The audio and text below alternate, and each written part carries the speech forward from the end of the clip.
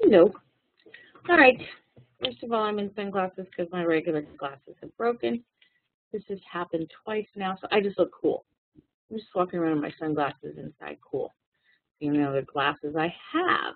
So, sorry if I look silly, but that's what you get. You never know what you're going to get with me. All right. We are doing 10.5 piecewise functions. Okay. So, 10.5 piecewise functions. Kind of a silly name, but that's what we're doing. Okay? And they look something like this. It's a function, but it's two pieces. First of all, f of x if equals x plus 1 if x is less than or equal to 2, or negative 2x plus 7 as long as x is greater than 2. They want us to graph this. All right, so this is what we're going to do. We're going to start with this one.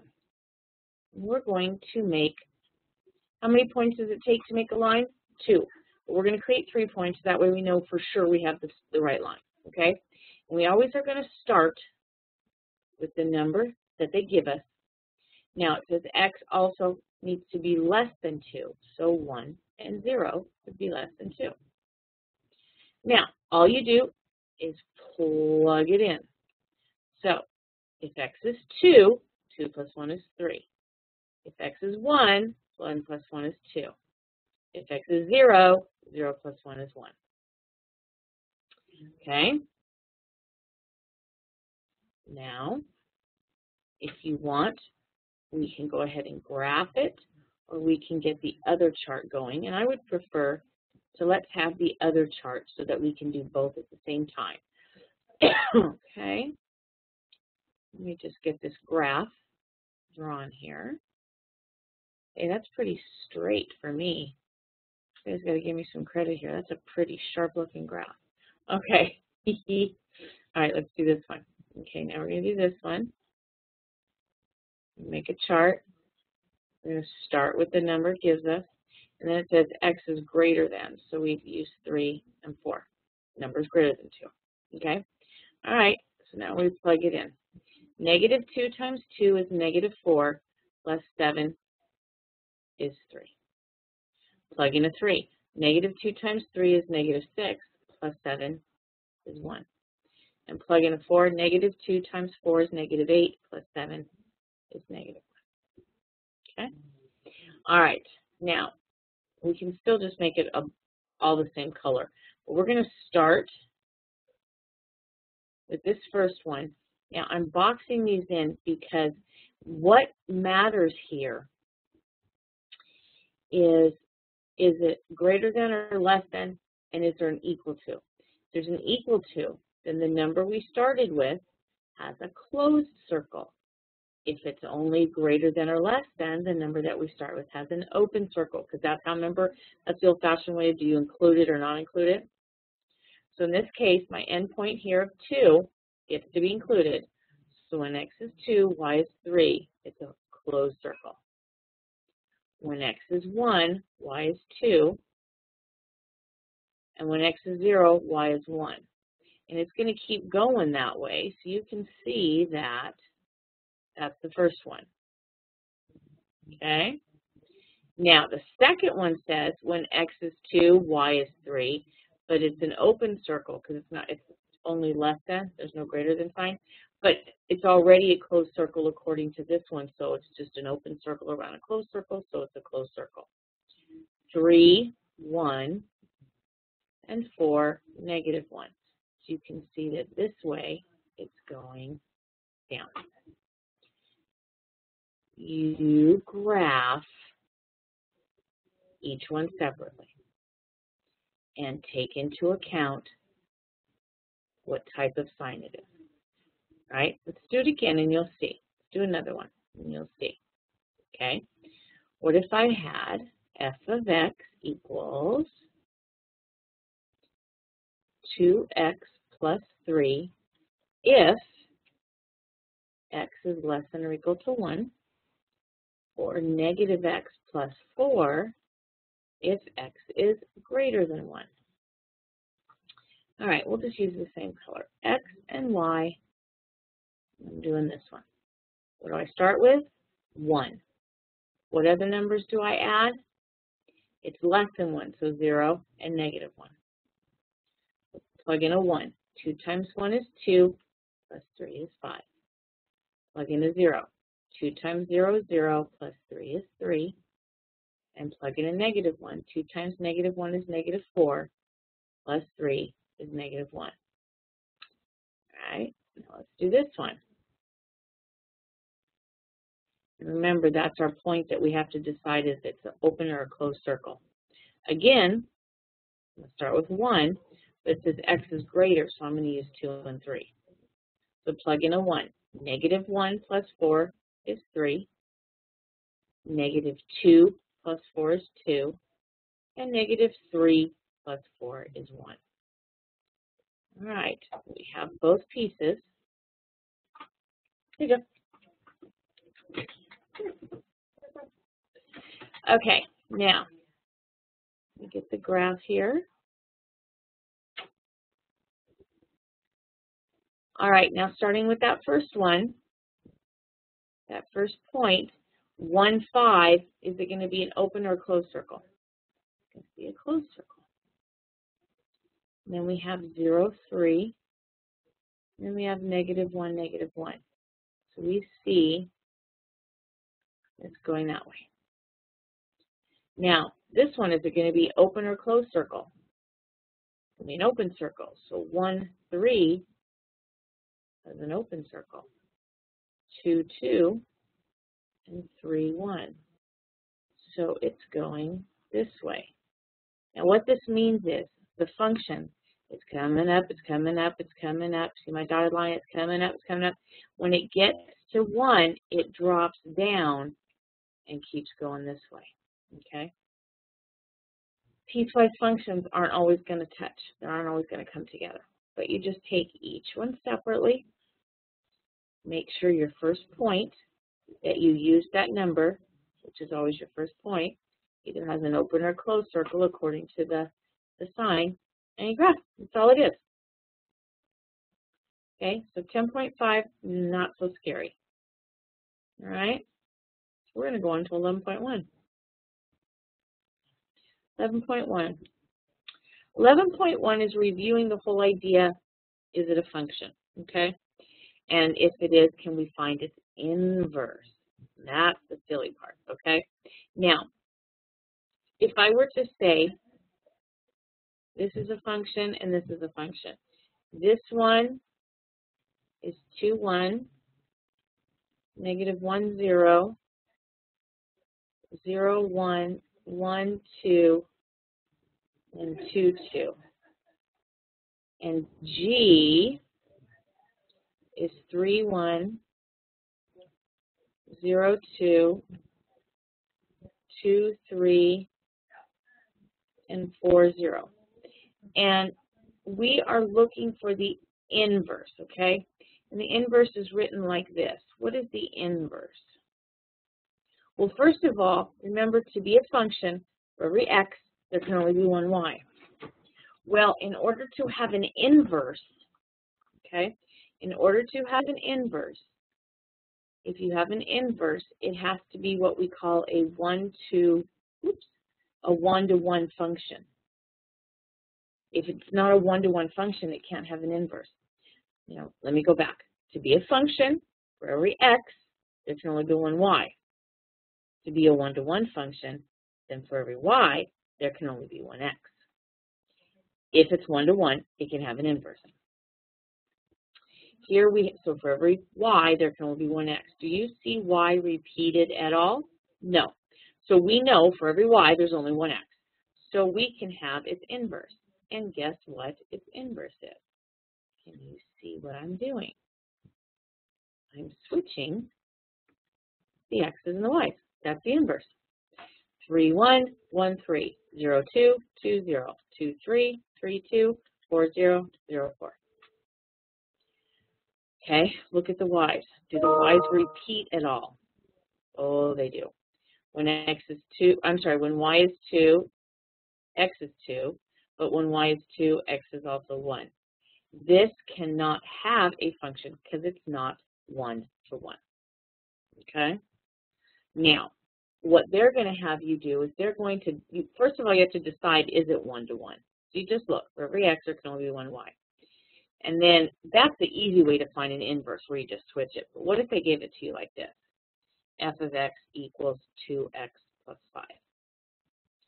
Okay, here's the rules for finding inverse.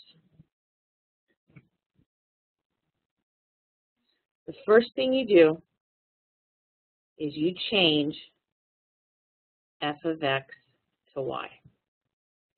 So y equals 2x plus 5. Then you switch x and y.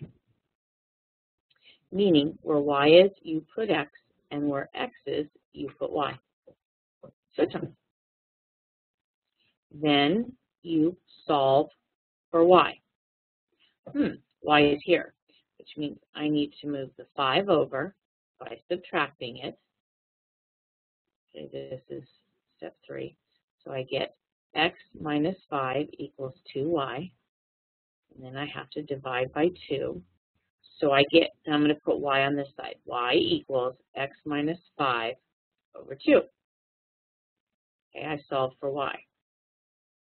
Then the last thing you do is you give inverse notation. Because it's not y equals that. It's f of x to the negative 1 equals x minus 5 over 2. Or you could say y to the negative 1. That denotes that it's the inverse. But because it was in f of x notation, we put it back into f of x notation with the inverse notation. The inverse part letting you know it's the inverse. Okay? Simple, simple. Don't make it any harder than it has to be. If I had f of x equals 3x minus 4, I change it to y, I switch the letters, I solve for y, divide out the 3, so I get y equals, I'm just moving up here, y equals x plus 4 over 3, and then I go back to f of x notation, but of course it's to the negative 1 because it's an inverse. All you do. Change to y, solve for y, and change back. Okay? And there's a point in there where you have to switch. All right, let's try one more. Let's try one more that looks a little different. What if I had this? F of x equals x cubed plus 1. Same thing. Y equals x cubed plus 1.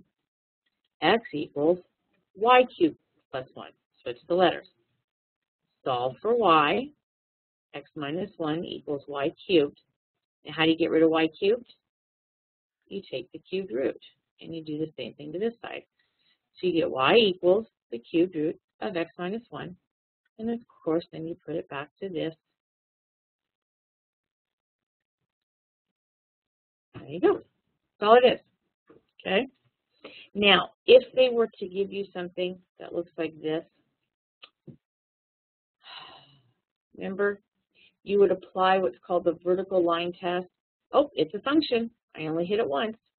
Well, the way you find out if it's 1-to-1, you don't do vertical line, you do horizontal line. Oh, it hit it twice, so it's not 1-to-1. And if it's not 1-to-1, there's no inverse. Okay?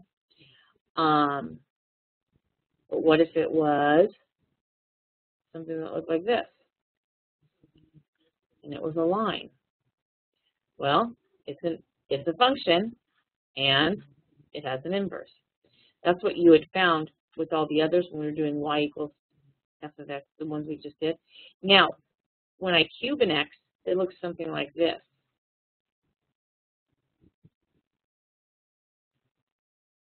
Okay? Is it 1 to 1? Yes. I didn't do it quite right. Wait a minute. Because we found the inverse of a cube. It's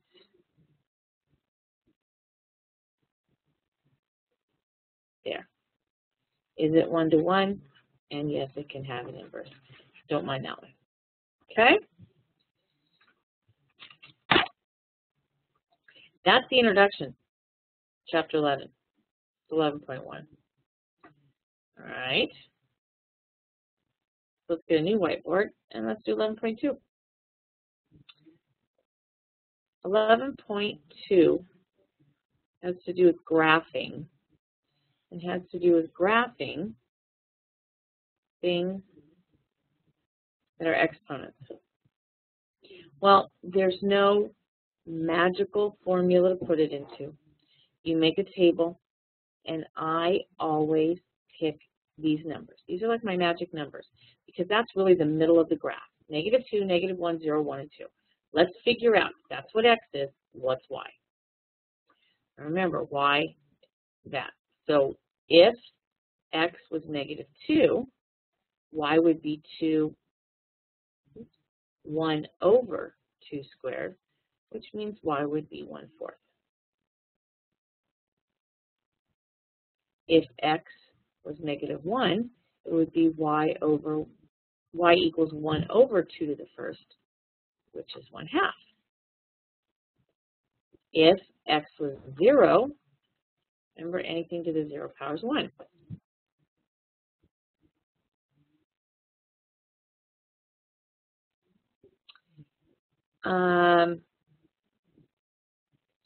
If x is 1, y is 2. And if x is 2, y is 4. So all I did was plug those numbers in.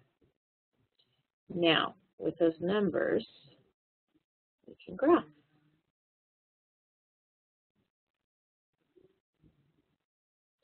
Now notice, you got some fractions. Got some itty-bitty numbers, okay? When x is -2, y is 1/4. When x is -1, y is 1/2. When x is 0, y is 1. When x is 1, y is 2. And when x is 2, y is 4. What happens is these kind of graphs, fractional, or what we call rational, they get really, really big on one end and they get really, really small on the other end. But they'll never cross this because, think about it, any number to a negative exponent just becomes a fraction. So it becomes a smaller and smaller and smaller fraction, but it never crosses the x-axis. Okay?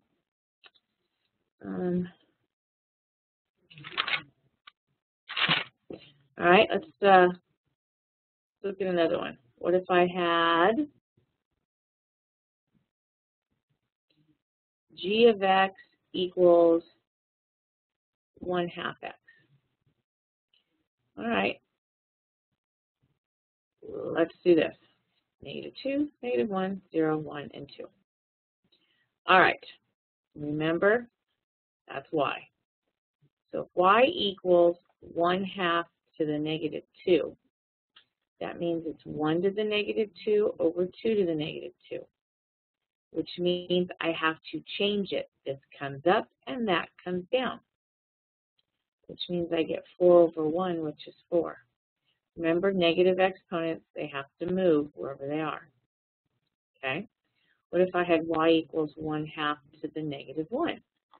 That's 1 to the -1 over 2 to the -1, which means it flips and becomes 2 over 1 or 2.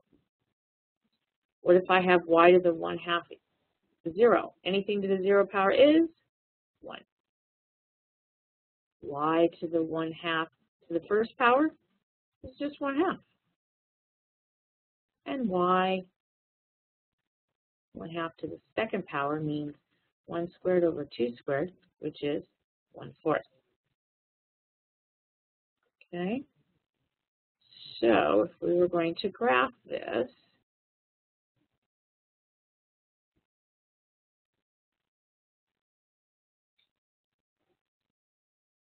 all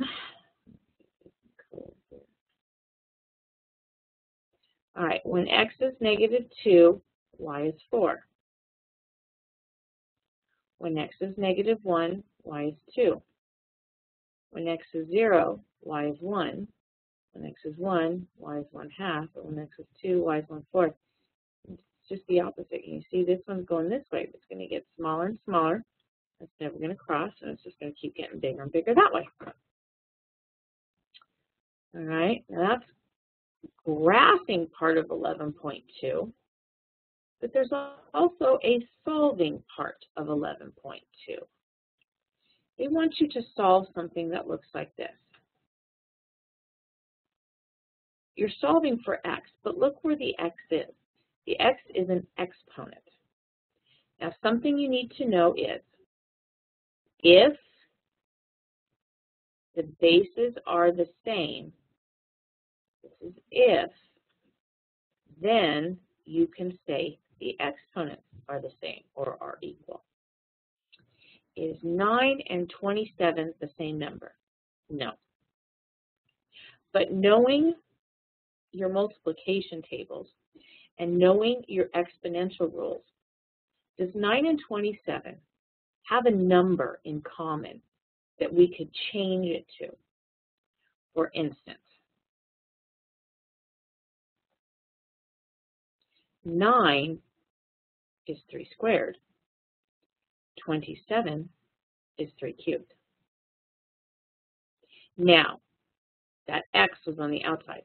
When raising powers, you multiply. So you get y to 3 to the 2x. And then, of course, it's just a 1 out here, so that's just that. Now, I've changed them to have bases the same. If bases are the same, then we can say exponents are equal, solve, and we have our answer. 9 to the 3/2 is 27. What did I do? All right, let's look at another one. If I had 25 to the x equals 125. They're not in the same base, but does anybody see a number that would be the same base? 25 is 5 squared. 125 is 5 cubed. When raising powers, you multiply. Bases are the same, so you can set exponents equal. And again, we get 3/2. All right, but let me throw one at you. What if I had 4 to the 3x plus 1 equals 16 to the x plus 2? All right. What common base can we put 4 and 2 in? Is 4 squared 16? So can I use 4 and 4 squared? 4 to the first and 4 to the second? 4 to the first is 4. 4 squared is 16. I can. Okay, anything multiplied by 1 keeps itself the same. But here, multiply by 2, and you get 2x plus 4. Now, bases are the same, so I can set exponents equal and solve. So I move this over, I get x plus 1 equals 4. I move that over, and I get x equals 3. I've solved for x. These are my favorite. I love these things because they're like a little puzzle. They're fun. I know, I'm weird. All right, moving on. What if I had 4 to the x equals 1 over 32? I can't have a fraction. This isn't a fraction, so I can't have a fraction. So what I'm going to do is I'm going to say it's 32 to the -1. Right now it's a 1. I'm going to move it up, -1. Now, 4 and 32. 4 is 2 squared. 32 is 2 to the 5th. same base. When multiplying, when raising powers, you multiply exponents. And once they're the same, you set them equal and solve. So x is equal to 5/2.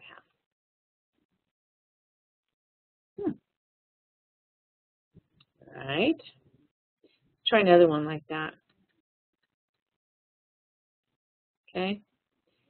Bring it up. So you really have 6 to the x equals 216 to the negative 1. Now we're going to find 6, I think, is 6 to the first, and 6 cubed is 216. Raising powers you multiply, so that's 6 to the x equals 6 to the negative 3. So x is negative 3. Okay? All right, let's try one more tricky one. What if I had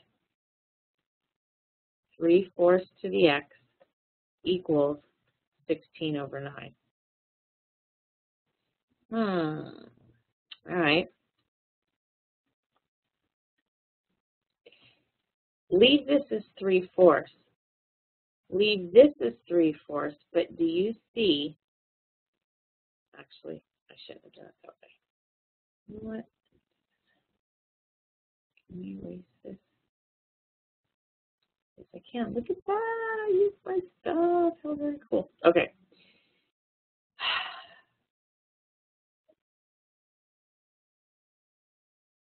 We need to get these to be 3/4. Look at this.